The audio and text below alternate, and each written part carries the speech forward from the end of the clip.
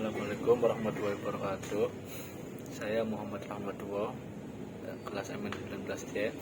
Di sini saya akan mempresentasikan materi saya dari kelompok 7 yang beranggotakan Ahmad Nuril Mujahidin, Eko Aprianto, dengan saya sendiri Muhammad Rahmatullah, Yusroni, dan Mas Zulfikar Nugraha. Di sini akan membawakan materi tentang klasifikasi riset pemasaran.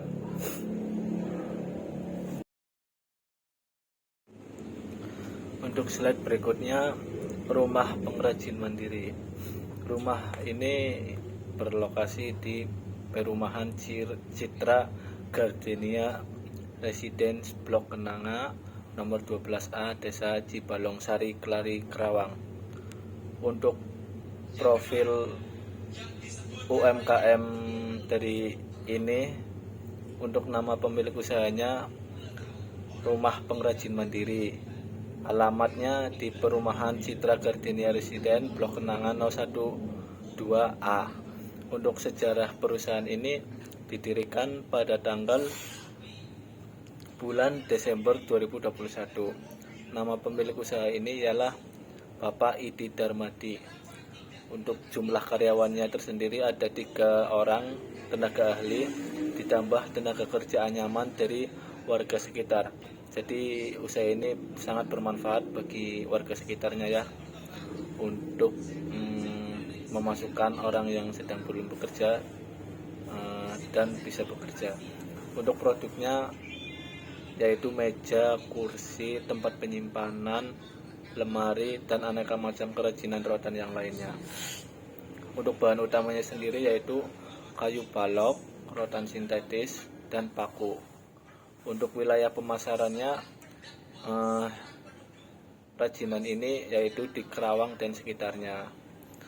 Untuk tujuan potensi pengrajinan ini yaitu, untuk pengertian itu sendiri, rumah pengrajin mandiri adalah sebuah usaha yang bergerak pada industri pengolahan rotan yang nantinya akan memproduksi aneka furnitur seperti kursi, meja, lemari penyimpanan, dan sebagainya.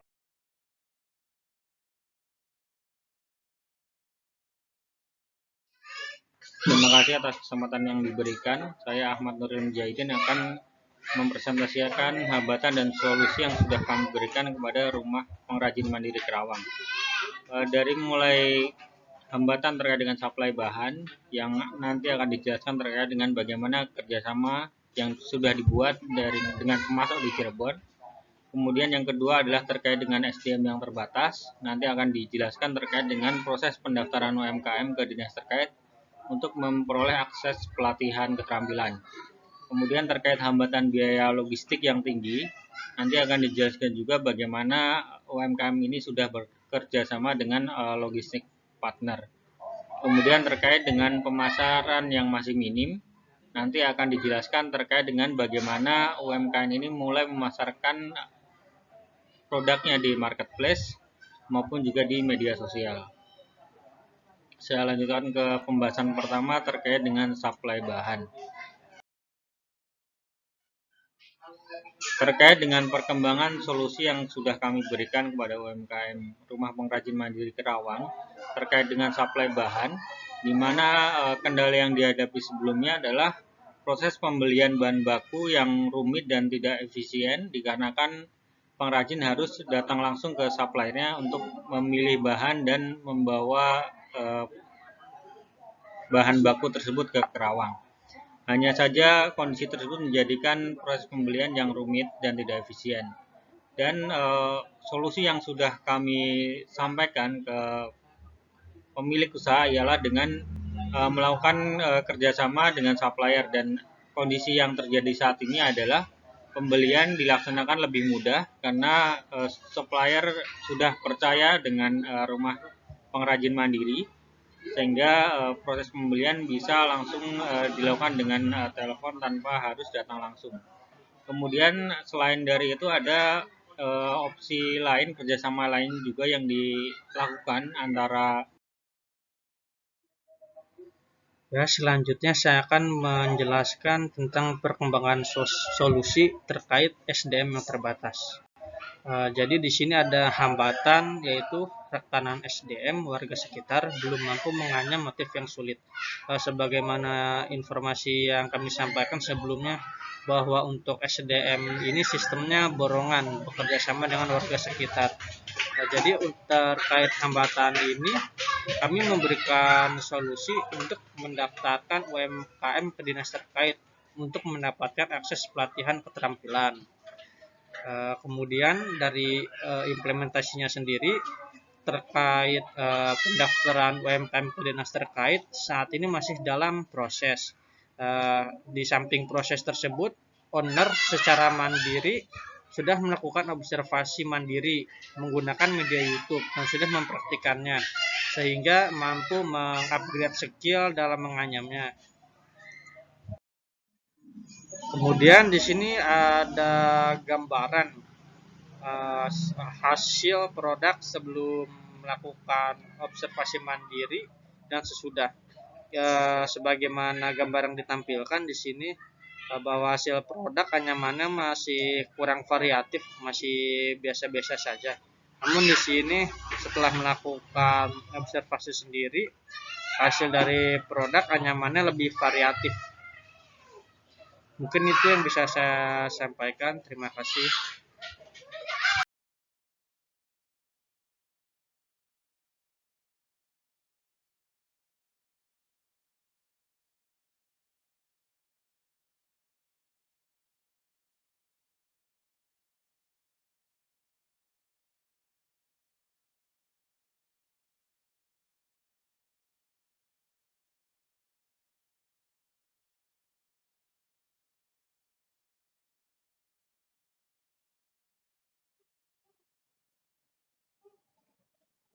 Baik, terima kasih atas kesempatan yang telah diberikan.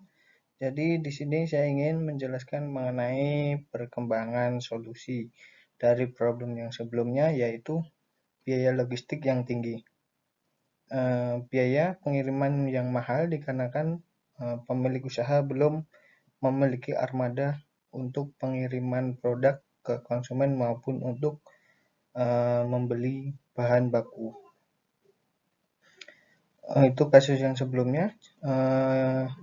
Solusi yang kami usulkan adalah yang pertama, investasi pengadaan kendaraan khusus untuk operasional usaha. Hanya saja hal ini masih dalam pertimbangan owner karena mengingat biaya yang dibutuhkan ini relatif tinggi untuk pembelian unit ini. Nah, untuk menanggulangi hal tersebut, saat ini Baik, terima kasih atas kesempatannya. Saya akan melanjutkan materi mengenai perkembangan atas solusi yang sudah kami tawarkan kepada rumah pengrajin mandiri. Yang pertama yaitu hambatannya adalah pemasaran masih minim, dan solusi yang kami tawarkan adalah memasarkan dengan marketplace dan media sosial. Dapat kita lihat dari tabel bahwa ada sebelum dan sesudahnya. Yang pertama, pemasaran menggunakan akun pribadi Facebook dan WhatsApp Group. Nah, setelah adanya solusi yang kami tawarkan, perubahannya adalah pemasaran sudah menggunakan akun bisnis UMKM rumah pengrajin mandiri, baik di Facebook maupun di Instagram. Yang kedua ada masalah belum memasarkan menggunakan marketplace.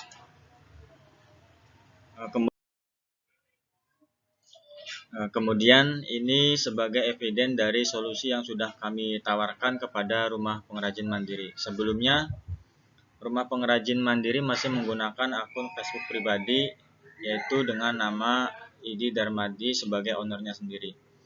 Kemudian setelah kami tawarkan solusi, rumah pengrajin mandiri sudah menggunakan akun bisnisnya, yaitu rumah pengrajin mandiri dengan nama rumah pengrajin mandiri, baik itu di Instagram maupun di Facebook.